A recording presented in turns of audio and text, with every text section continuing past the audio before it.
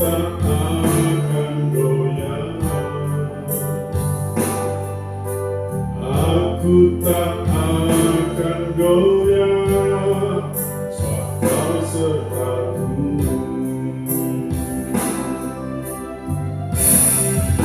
Sejauh langit dari bumi, begitu besarnya kasih-Mu, penuhi hati kami yang rindu menyembah-Mu. Yesus, sejauh langit dari bumi, begitu besarnya kasih-Mu, Kaulah Tuhan, kekuatanku, sukacitaku.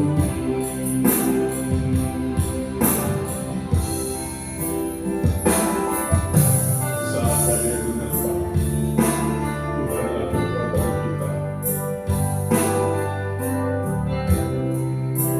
Sungguhlah kekuatan kami, ya Tuhan.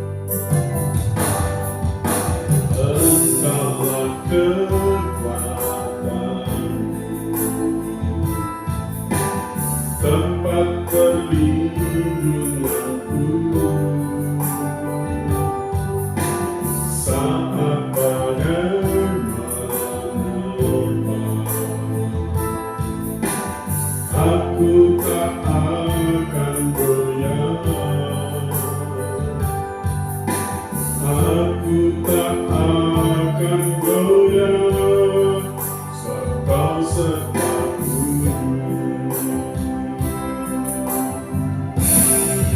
Sejauh langit dari bumi, begitu besarnya kasih-Mu, penuhi hati kami yang rindu menyembah-Mu. Yesus, sejauh langit dari bumi, begitu besarnya kasih-Mu, Kaulah Tuhan, kekuatanku, sukacitaku.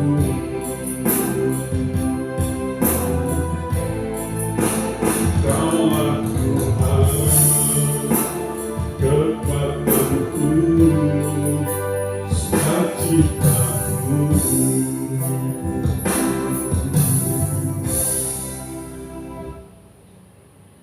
Selamat berjumpa Bapak Ibu pemirsa dimanapun Anda berada.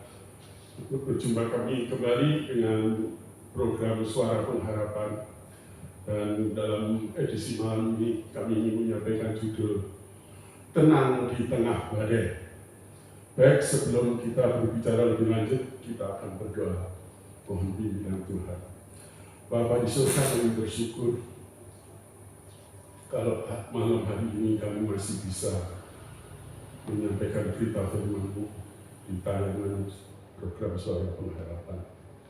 Kami rindu apa yang kami pelajari malam hari ini boleh membawa kekuatan bagi kami, walaupun kami harus menghadapi badai, tantangan dan rintangan.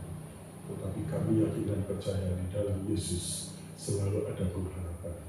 Berkati hamba-Mu dalam segala keterbatasan yang kami. Dalam nama Yesus kami belajar firman-Mu. Amin.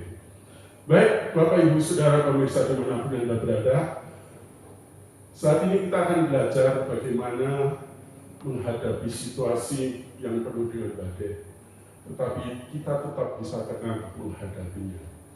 Sebelumnya kita sama-sama membaca di dalam Matius pasal yang ke-8 ayat 28 sampai 37. Matius pasal 8 ayat 28 sampai 37. Di sini mengatakan, lalu Yesus naik ke dalam perahu, dan murid-muridnya pun mengikutinya. Sekonyong-konyong mengamuklah angin ribut di danau itu, sehingga perahu itu ditimbus ke lubang, tetapi Yesus tidur. Maka datanglah murid-muridnya membangunkan dia, katanya, Tuhan, tolonglah kita binasa. Ia berkata kepada mereka, mengapa kamu takut, kamu yang kurang percaya? Lalu bangunlah Yesus menghadiri angin dan danau itu. Maka danau itu pun menjadi teduh sekali. Dan heranlah orang-orang itu, katanya, orang apakah dia ini, sehingga angin dan danau pun taat kepadanya. Puji nama Tuhan, saudaraku. Kalau kita baca di Matius ini, di sini kita melihat bagaimana peristiwa ombak badai yang begitu terjadi ketika Yesus bersama-sama muridnya sedang ada di dalam perahu mengarungi danau. Apa yang terjadi? Tiba-tiba angin topan bertiup dengan kencang sekali ke segala penjuru atas dan bawah, sehingga memporak-porandakan perahu yang mereka tumpangi. Dan pada saat kejadian itu, murid-murid anehnya mereka sangat ketakutan. Tentu saja mungkin manusiawi ya, karena badai begitu kencang ya. Saudara kami yang di Malang waktu kemarin itu mengalami badai itu dari siang sampai malam, dan anaknya itu penuh ketakutan ya. Artinya apa? Manusiawi, karena apa?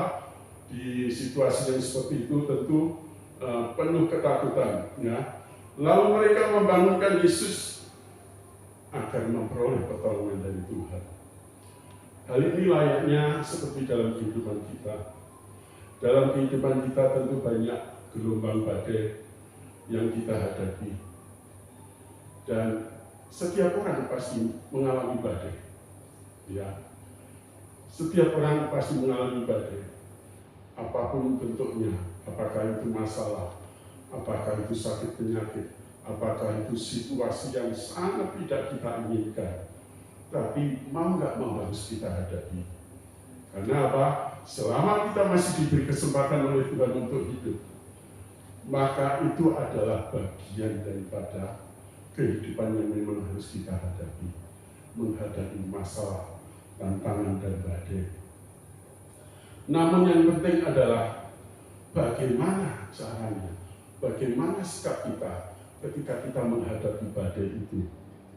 Kebanyakan orang ketika menghadapi badai, dia langsung panik, dia langsung mengadu ke sana kemari, dan anehnya dia malah tidak mendapat pertolongan, malah mendapat mungkin cacian, kematian. Karena apa? Di akhir zaman kadang orang sudah semakin egois, yang penting keselamatannya diri sendiri. Masalah adalah bagian daripada siklus kehidupan yang harus kita hadapi. Kalau kita tidak ingin menghadapi masalah, tempatnya cuma satu, yaitu di 2x1, alias di kuburan atau almarhum. Tetapi selama Tuhan masih kita beri kesempatan, nafas untuk hidup, maka yang namanya masalah, maka yang namanya badai, tantangan apapun, mau nggak mau harus kita hadapi. Bagaimana caranya menghadapi badai yang datang dalam kehidupan kita? Belajar dari Matius di pasal 8 ini, kita melihat bagaimana Yesus sanggup menenangkan badai. Hal yang pertama, rahasia apa yang harus kita lakukan agar kita bisa tetap tenang ketika badai itu datang dalam kehidupan kita? Kalau kita baca ayat 25, ketika badai itu datang, maka datanglah murid-muridnya membangunkan Yesus, katanya, Tuhan, tolonglah kita binasa. Artinya apa? Murid-murid sadar betul, dia nggak bisa mengatasi sendiri. Sehingga apa yang dilakukan? Dia berseru, dia berteriak, memanggil, mengundang untuk Yesus bangun. Ya. Di sana murid-murid katakan, Tuhan tolonglah kita binasa. Dan biasanya seperti ini kondisi-kondisi yang sering kita hadapi. Setelah kita mencoba dengan sekuat tenaga, mungkin dengan kemampuan kita, dengan pengalaman kita, kok nggak bisa selesai masalahnya? Kok nggak bisa selesai badai dalam hidup saya? Nah, dan kadang-kala kesempatan itu adalah kesempatan yang indah untuk kita datang kepada Tuhan, untuk kita mengundang Yesus hadir dalam hidup kita, untuk melibatkan Yesus dalam mengatasi apa yang kita hadapi. Karena ketika kita semakin larut dalam masalah, bukannya kita bisa menyelesaikan masalah, malah kita ditenggelamkan oleh masalah. Tetapi mari kita ikuti atau teladani apa yang murid-murid lakukan ketika dia nggak bisa mengatasi masalahnya sendiri. Dia mengundang, memanggil nama Yesus. Tuhan, tolonglah kita binasa. Saudaraku, saya tidak tahu persis badai masalah apa yang saudara hadapi. Tetapi yang saya tahu, ketika kita mengundang Yesus, ketika saudara berseru memanggil nama Yesus, Tuhan tolong, aku sudah tidak sanggup lagi. Tuhan tolong, aku sudah tidak mampu lagi. Dan rasanya ini adalah hal yang tepat yang bisa kita lakukan. Karena kita mengandalkan siapa lagi? Setelah kita mengandalkan semua yang kita miliki, semua yang kita bisa, tidak menyelesaikan masalah. Alamat yang tepat, kita mengundang Yesus hadir dalam hidup kita. Alamat yang tepat, kita berseru memanggil namanya. Seperti yang dilakukan para murid-murid. Ya. Jadi ketika Bapak Ibu Saudara menghadapi masalah, badai kehidupan datang dalam kehidupan Anda, jangan lupa undang Dia. Jangan lupa libatkan Yesus dalam kehidupanmu. Dia pasti menolongmu. Dia pasti membukakan jalan untukmu. Dia pasti memberikan solusi jalan keluar. Hal yang kedua, saudaraku, bagaimana kita bisa tetap tenang di tengah badai? Kalau kita baca ayat 26 di sana dikatakan, lalu Yesus berkata kepada mereka, mengapa kamu takut? Ya, mungkin saudara bertanya dalam hati, kok Yesus sudah tahu situasi panik kayak gitu, kok malah kayak meledek muridnya, mengapa kamu takut? Ya pasti takut lah, kan ada badai. Ya, saudaraku, ingat, ini yang bersama dengan Yesus, para murid-murid Yesus. Artinya apa? Dia sudah tahu bagaimana ketika Yesus menghadapi masalah. Seharusnya murid-muridnya juga tahu apa yang harus dilakukan ketika badai masalah menimpa mereka. Karena apa? Mereka sudah tahunan mengikut Yesus. Kemana Yesus pergi, kemana Yesus mengajar, kemana Yesus menginjil, kemana Yesus menyembuhkan orang buta, kemana Yesus membangkitkan orang mati. Artinya mestinya dia tahu persis. Artinya kalau takut, nggak usah takut-takut amat lah. Kan Yesus solusi jalan keluar. Hal ini juga yang sering terjadi dalam kehidupan kita. Ketika kita merasa nggak sanggup lagi mengatasi masalah, kita yang ada cuma takut, kita yang ada cuma bingung. Ya. Gimana lagi? Kita mau ngetok siapa lagi? Mau minta tolong siapa lagi? Bapak Ibu Saudara yang dikasih Tuhan, masalah sebesar, sekeras apapun badai datang dalam kehidupan kita, kalau kita punya Yesus, seharusnya kita bisa langsung libatkan Dia. Jangan ketakutannya yang diperbesar, tetapi panggil Yesus yang besar kuasanya itu untuk membantu mengatasi masalah kita.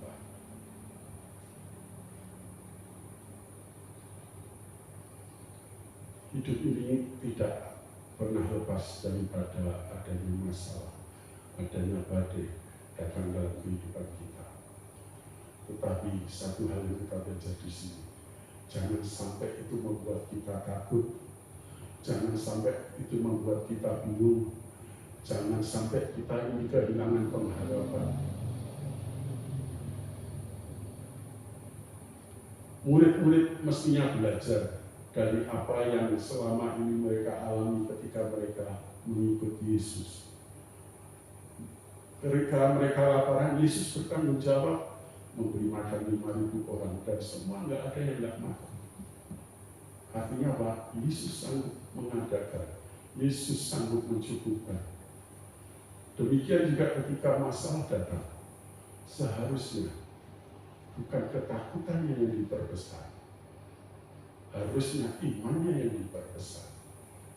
Makanya Yesus di sini semacam kayak menghardik, ya. Mengapa kamu takut? Kamu yang kurang percaya. Ketakutan, kepanikan memang seringkali menyerang kita ketika kita menghadapi badai masalah yang tidak pernah berhenti dalam hidup kita. Saya sendiri, saudaraku, sudah sakit ini mungkin beberapa kali.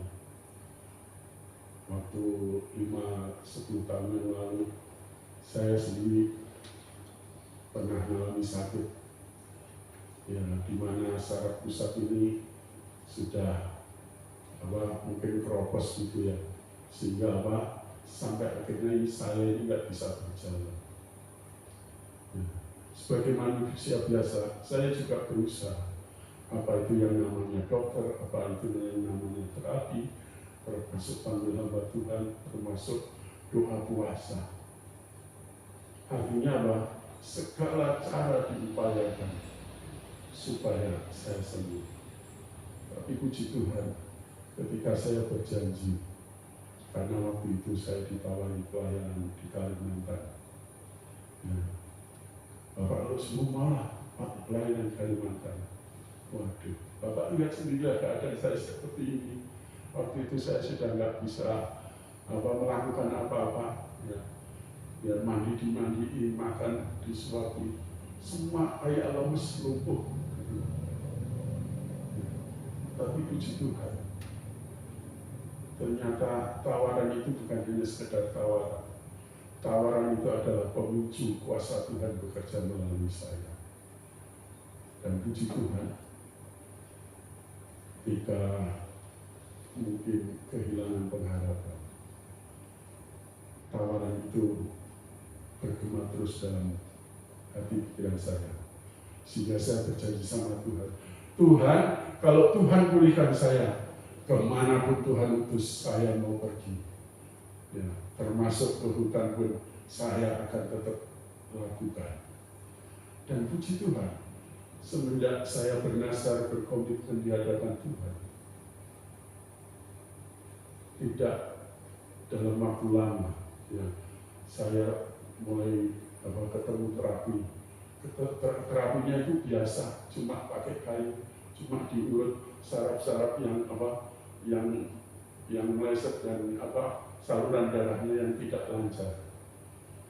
Dalam seminggu saya mulai bisa berdiri, mulai merangkak, mulai merembet di tembok, dan dalam jangka kurang lebih 3 bulan saya mulai belajar berjalan pakai tongkat kaki 4 itu. Dan puji Tuhan, sampai akhirnya saya seperti ada sekarang ini. Semua karena berkat Tuhan, semua karena kemurahan Tuhan.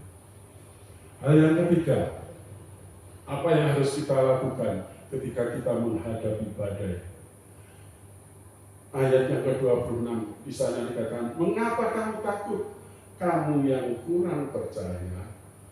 Kenapa kita cenderung takut?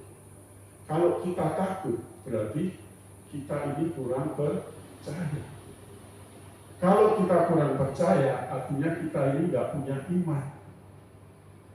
Kalau kita nggak punya iman, kita nggak mungkin bisa mengundang kuasa Tuhan bekerja dalam hidup kita. Makanya Yesus katakan, mengapa kamu kurang percaya? Artinya saudaraku, kalau kita ingin bisa menyelesaikan menghadapi badai, maka hal yang harus kita lakukan, milikilah iman percaya kepada Tuhan. Milikilah kesungguhan percaya kepada Tuhan. Karena kuasa Tuhan masih bekerja dulu, sekarang, bahkan sampai selama-lamanya. Dan ketika Yesus mengatakan demikian, lalu Yesus pun mulai menghardik angin di danau itu, dan seketika itu juga danau mulai teduh kembali. Inilah yang harus kita lakukan, yaitu memiliki iman percaya kepada Tuhan.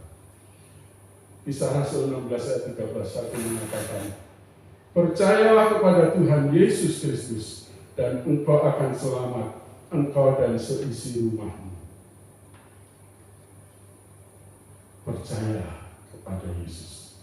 Milikilah iman percaya kepada Tuhan. Maka imanmu, dikatakan iman yang sebesar biji sesawi aja, sanggup memindahkan gunung. Artinya apa? Ketika kita memiliki iman percaya kita inilah yang mampu mengundang kuasa Tuhan bekerja, mengatasi badai yang kita hadapi.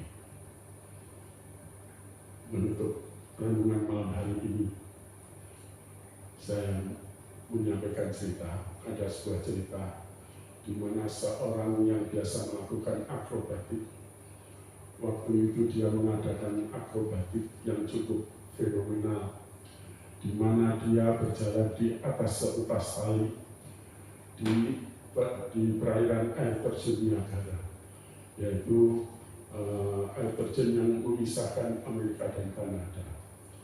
Waktu itu seorang akrobatik ini dia ngomong, saya akan berjalan dari tempat ini menuju ke sana. Kira-kira siapa yang percaya saya bisa melakukan ini? Wah, semua orang percaya. Beri tepuk tangan, semua tepuk tangan. Akhirnya apa? Benar, si akrobatik tadi mulai berjalan di atas tali. Walaupun mungkin kadang kurang keseimbangan, kadang meleset ke kanan ke kiri, tapi akhirnya selamat sampai ke seberang. Dan semua tepuk semangat meriah sedemikian rupa, dan orang-orang kagum luar biasa. Selanjutnya akrobatik ini menantang para penonton yang ada di sana. Dia mulai berkata, Bapak Ibu Saudara, adakah kalau Bapak Ibu sudah melihat saya bisa menyeberang ke sini? Seorang diri, saya mengajak Bapak Ibu atau anak-anak, siapakah yang mau saya gendong untuk kembali ke sana? Ada nggak yang mau? Dan semua akhirnya mulai penuh. Ya, kalau engkau selamat, kalau gendong aku memang bisa selamat. Nggak ada yang berani. Nggak ada yang berani. Semua terdiam membisu ketika akrobatik ini menantang semua penonton. Namun di tengah kelilingan itu tiba-tiba ada suara anak kecil. Bapak, saya mau ikut menyeberang. Seorang anak kecil. Oh iya, oke, baik, ke sini. Ayo anak, ke sini. Akhirnya anak itu mulai digendong di atas bahunya. Dan akrobatik ini mulai berjalan kembali. Dan semua orang spot jantung melihat itu. Karena apa? Dengan memakai tongkat keseimbangan itu, dia mulai berjalan. Melangkah demi langkah. Bahkan sempat agak berisut sempat teriak seperti itu. Dan sudah separuh lebih perjalanan. Dan sempat merasakan semua sampai ikut spot jantung. Tapi singkat kata, walaupun tertati-tati, Bapak ini tadi, akrobatik tadi, akhirnya selamat sampai tujuan. Dan semua lebih gemuruh daripada yang tadi. Karena apa? Dia kembali membawa anak kecil ini. Tanpa saudara. Kenapa anak kecil ini berani mengikut bapak ini? Yang akrobatik tadi. Ya, ternyata si anak tadi adalah anak si akrobatik tadi. Artinya dia sudah sering diajak latihan sama bapaknya. Sehingga apa? Dia memiliki kepercayaan, nggak mungkinlah bapakku jatuh. Karena mungkin sudah latihan berkali-kali. Inilah namanya iman, namanya percaya. Kalau saudara percaya kepada Tuhan, berarti saudara harus menyerahkan hidupmu sama seperti anak kecil tadi. Anda yakin orang ini pasti mengantar saya sampai tempat tujuan. Sama seperti saudara naik kendaraan. Ya, ketika sopirnya agak oleng, kadang penumpangnya lebih cerewet daripada sopirnya. Itu namanya kita nggak percaya. Ya. Marilah kita percaya seperti anak kecil ini. Kalau saudara sudah tahu Yesus Maha Kuasa, kalau saudara sudah tahu Allah Kudasar, kalau saudara Allah itu tidak pernah berubah kuasanya, masakan kita akan mengurangi rasa percaya kita kepadanya. Marilah kita percaya kepada Tuhan dan lihatlah bagaimana Tuhan akan berkarya dalam hidupmu. Dan biarlah demikian juga kita semua, dimanapun Anda berada, milikilah iman percaya kepada Tuhan. Maka badai di hadapanmu itu akan berlalu. Badai itu akan berlalu. Dan biarlah saya yakin dan percaya kita akan berdoa, dan saya berdoa bagi Bapak Ibu Saudara dimanapun berada. Sebelumnya saya ingin menyanyikan pujian. Lengkupiku.